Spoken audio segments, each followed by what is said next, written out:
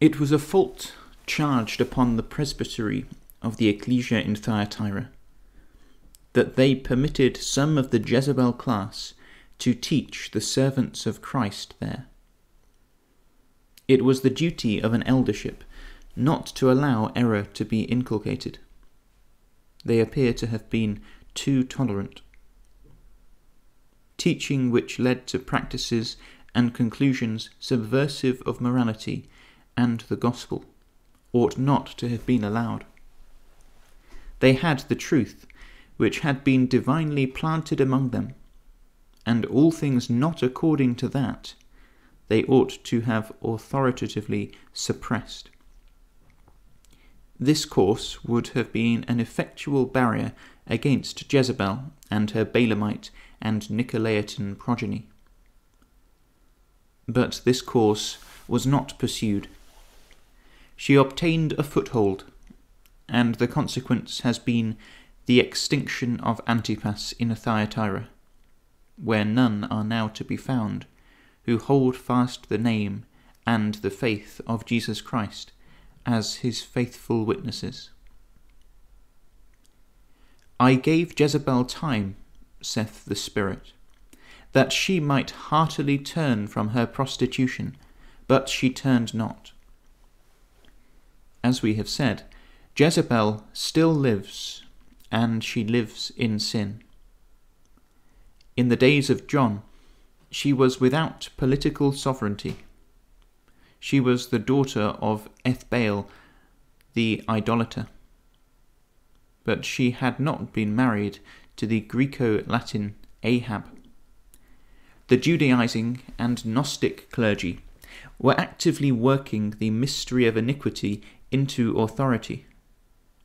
They had organized it into a synagogue and were privily insinuating it into the elderships. But they had not yet succeeded in allying themselves to the state. The apostles, while living, warned them and exhorted them to turn from their evil course. But, as John says, they hear us not, and went out from fellowship with them, and circumvented them in every possible way. Referring to these whom he calls the Satan, after whom some had turned aside, Paul says, in writing to Timothy, "This thou knowest, that all they which are in Asia be turned away from me, of whom are Phygellus and Hermogenes." These were two clergymen, friends of Balaam and Jezebel the prophetess, who taught the inherent immortality of the soul of the flesh, and therefore, with two other clergymen, named Hymenaeus and Philetus, said that the resurrection is already past, and that, consequently, there is no future resurrection of the dead. Resurrection being unnecessary upon the Jezebel principle of the immortal soul of sinful flesh going immediately to heaven at the death of the body. Paul argues ably against this heathen absurdity in 1 Corinthians 15, but it had no effect upon Jezebel the prophetess, for seducers waxed worse and worse, deceiving and being deceived, and she still went on in her vicious course. I gave her time, says the Spirit, that she might heartily turn from her prostitution. Instead of slaying every deceiver in communion with her, as he had Ananias and his wife Sapphira, he gave her time. That time has not yet expired, for Jezebel lives but has not repented, but instead thereof sits as a woman drunken with the blood of the saints and with the blood of the witnesses of Jesus, upon an association of ensanguined and blasphemous powers represented by a scarlet-coloured beast full of names of blasphemy. Revelation 17, verses 3 and 6. The writers of the 2nd, 3rd, and 4th centuries, styled by the clergy of our day the Fathers, with probably an exception or two, were all of Jezebel. In the letter before us, they are styled her children. They were such because they were unfaithful to the truth. And though they suffered death by the pagan power for their opinions, it was, in the providence of God, a present punishment for their iniquity. Behold, saith the Spirit, I cast her into a bed, and them that commit adultery with her into a great tribulation, except they may have heartily turned from their deeds. And I will kill her children with death, and all the ecclesias shall know that I am the searcher of reins and hearts. In reading the history of these centuries, the student of ecclesiastical history must not suppose that all called Christians who died by the hand of the executioner were put to death for their adherence to the name and faith of Jesus Christ. Multitudes had a rage for martyrdom, and gave their bodies to the fire in expiation of iniquity, transgression, and apostasy. These were those who committed adultery with Jezebel, the clerical fathers, and her children, who looked up to those fathers as the deluded people of the religious world look up now to the clergy who deceive them, regarding them with awe as their spiritual guides and fathers in God. The tribulation that came upon the body indiscriminately regarded as Christian by the pagan authorities, an apostle terms judgement beginning at the house of God. If ye be reproached for the name of Christ, happy are ye, says Peter, for the Spirit of glory and of the deity resteth upon you, on their part, on that of the persecutor. He is evil spoken of, but on your part he is glorified. But let none of you suffer as a murderer, or a thief, or an evildoer, or as a busybody in other men's matters.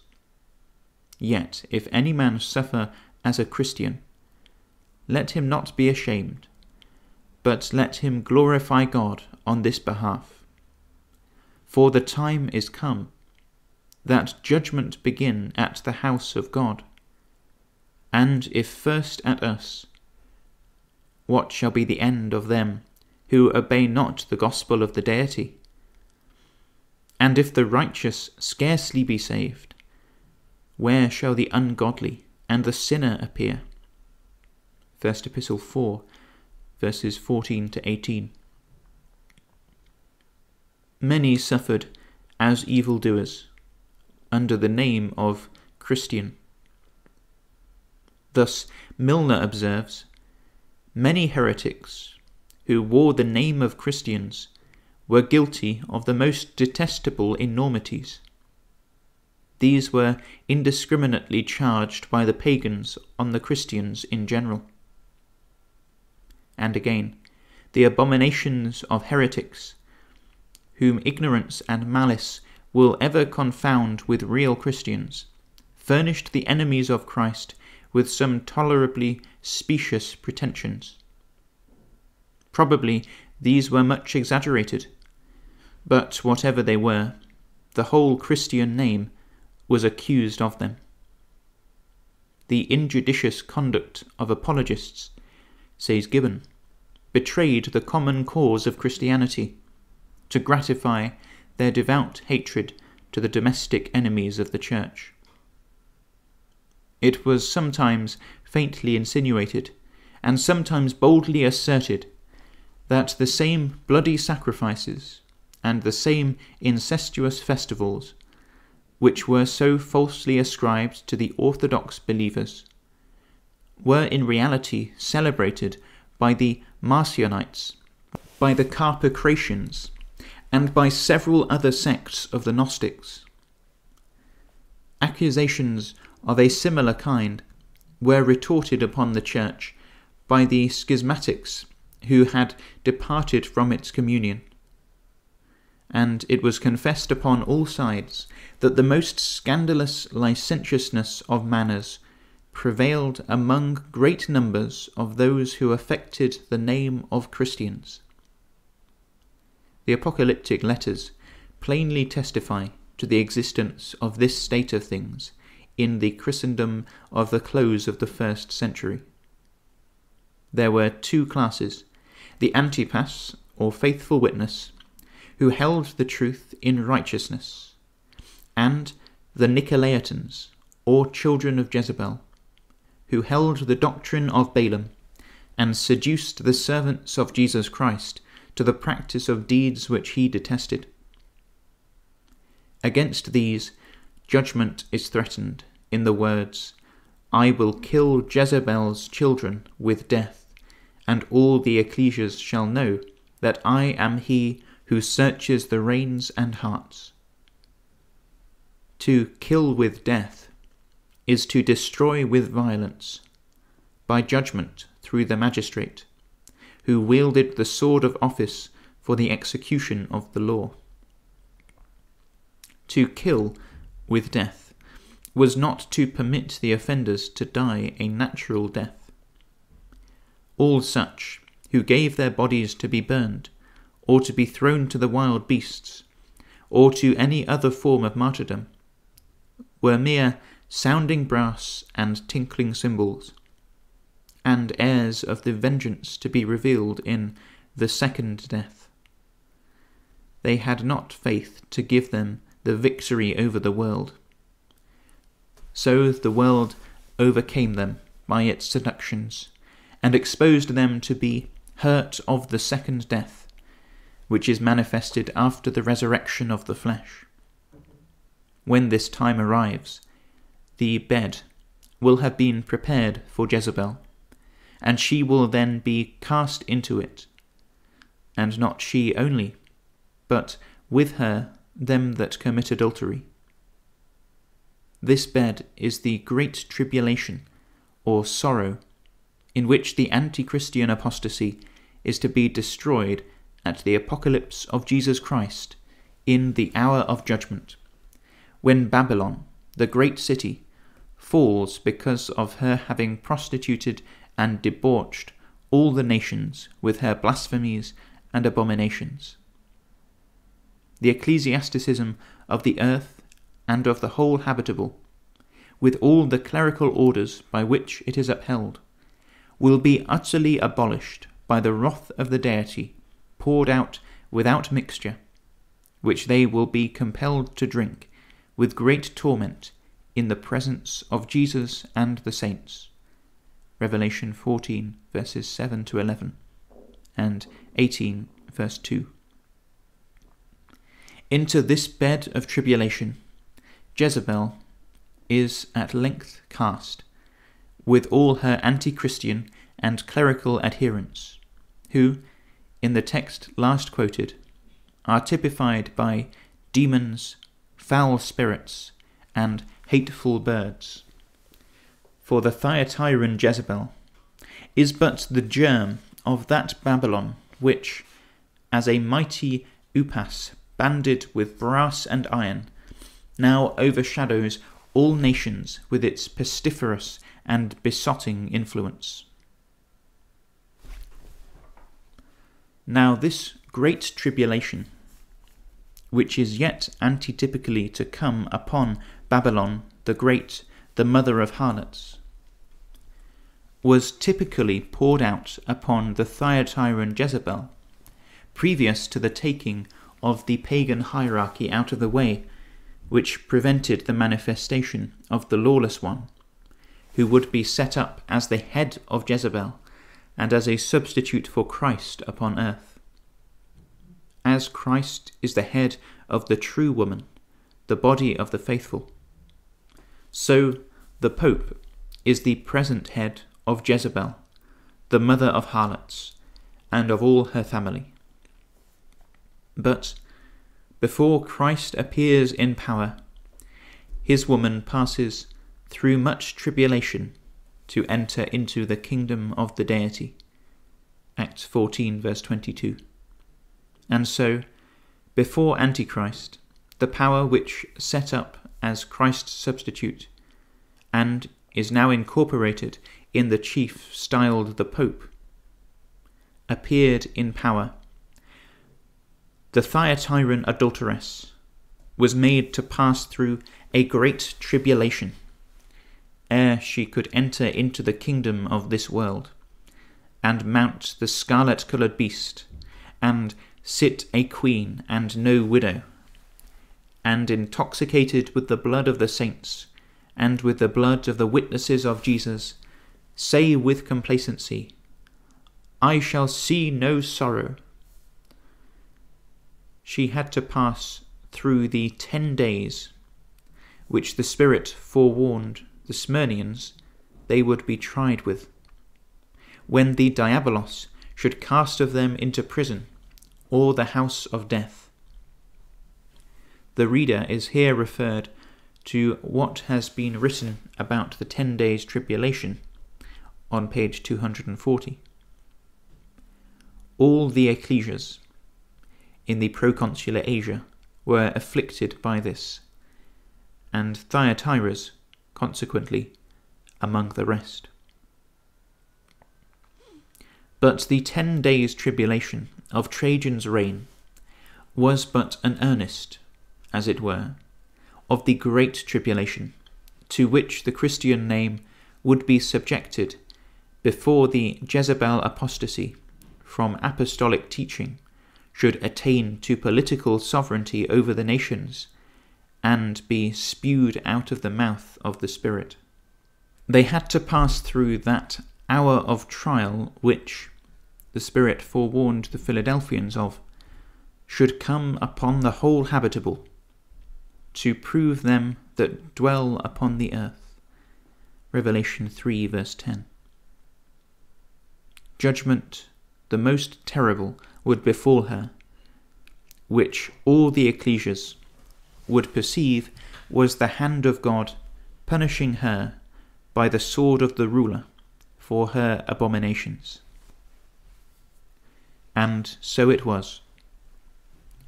Ecclesiastical historians inform us that in the 3rd century the pure light of the gospel was much clouded and depraved by an unhappy nurture of philosophical self-righteousness and superstition. With the exception of 3 years, the Christians had enjoyed a long peace of 37 years to AD 248. This, it appears from one of Origen's homilies, was followed by a great degree of lukewarmness, and even of much religious indecorum. The declension seems to have been remarkable. Several, says he, come to church only on solemn festivals, and then not so much for instruction as diversion.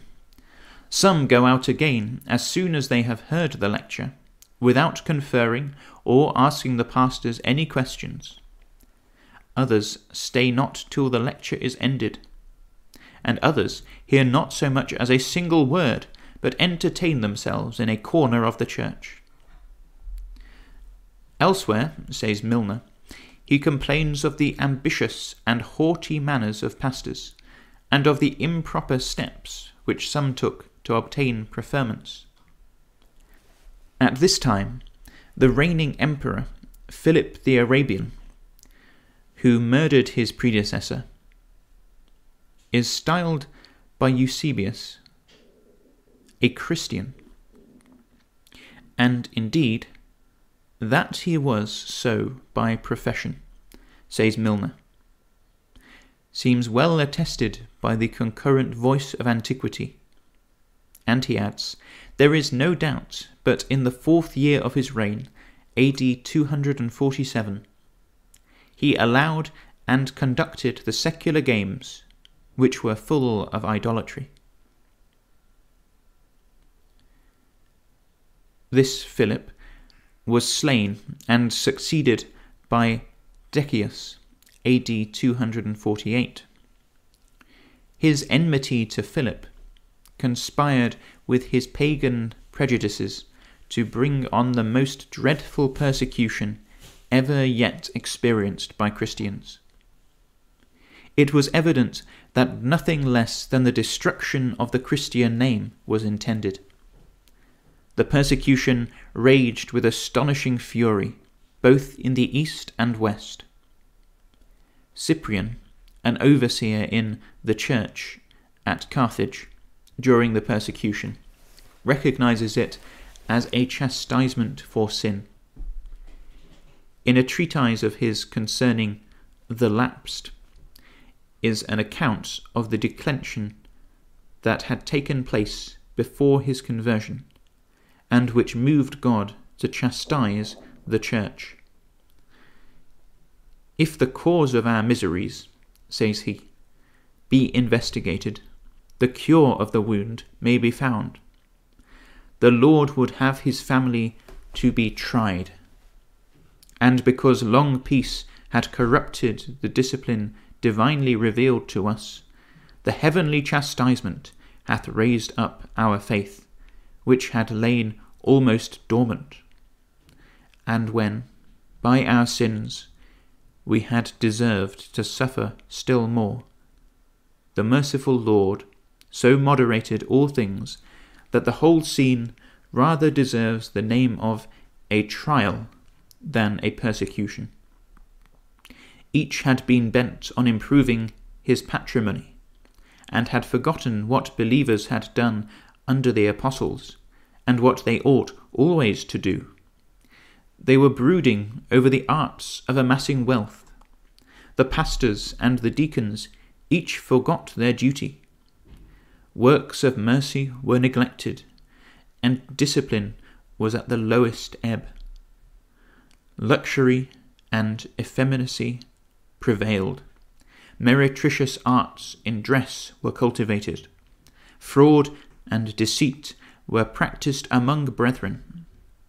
Christians could unite themselves in matrimony with unbelievers, could swear not only without reverence, but even without veracity. With haughty asperity, they despised their ecclesiastical superiors. They railed against one another with outrageous acrimony, and conducted quarrels with determined malice.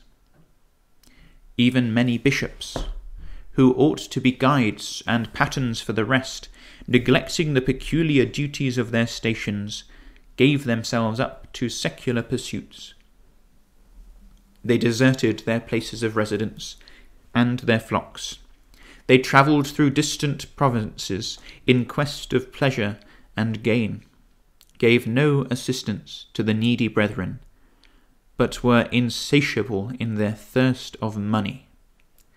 They possessed estates by fraud, and multiplied usury. What have we not deserved to suffer for such a conduct? Even the divine word hath foretold us what we might expect, saying, If his children forsook my law, and walk not in my judgments, I will visit their offences with the rod, and their sin with scourges. These things had been denounced and foretold, but in vain. Our sins had brought our affairs to that pass, that because we had despised the Lord's directions, we were obliged to undergo a correction of our multiplied evils, and a trial of our faith by severe remedies. The foregoing extract will illustrate the saying of the Spirit, And all the ecclesias shall know that I am the searcher of reins and hearts. There were those in the ecclesias, crowded as they were with worthless pastors and people, who discerned the signs of the times. the faithful deplored the evils, and justified God in his chastisements, which were according to their works. Exhortations to duty would have made no impression upon them. Nothing but the sword could arouse them to a due perception of their position. Avarice, under the teaching of Balaam, had taken deep root among them, and, as soon as the times became dangerous, vast numbers lapsed into idolatry immediately. Even before men were accused of being Christians, many ran to the forum and sacrificed to the gods as they were ordered, and the crowds of apostates were so great that the magistrates wished to delay numbers of them till the next day, but they were importuned, says Cyprian, by the wretched suppliants to be allowed to prove themselves heathens that very night. If Cyprian had lived in the 19th instead of the middle of the 3rd century, he could not have given a more accurate description of the pastors and people who call themselves Christian than is contained in the foregoing extracts. And if tribulation, such as the Decian, were to come upon the church, now the multitude of professors would be as hasty and importunate as his contemporaries to protest that they belonged to anything else than the sect prescribed by the ruling power.